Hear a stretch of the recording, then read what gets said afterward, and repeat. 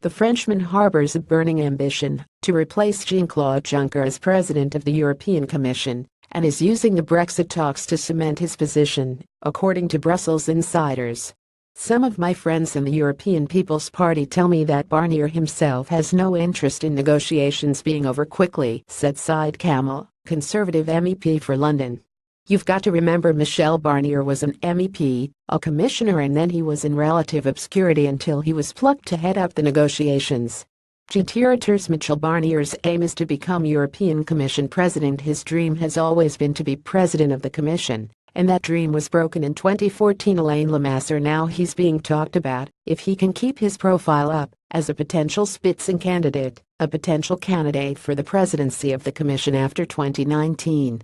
In 2014, Juncker and Barnier were rivals for the EP nomination, with Juncker, who was Prime Minister of Luxembourg for 19 years, winning that contest by a vote among party delegates of 382 to 245.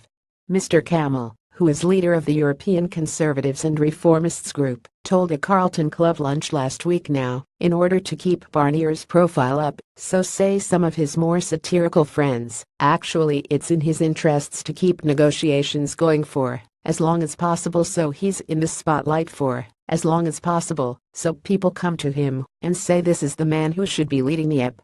Jeremy Barnier wants to delay Brexit to stay in the LIMELIGHT, and I know some rival EP candidates who are rather concerned that Barnier will try to stay in the spotlight for as long as possible, so he becomes the obvious candidate. Veteran French MEP Alain Lamassoure, a close colleague of Mr. Barnier, has spoken in the past of his EU ambitions, saying his dream has always been to be president of the Commission, and that dream was broken in 2014.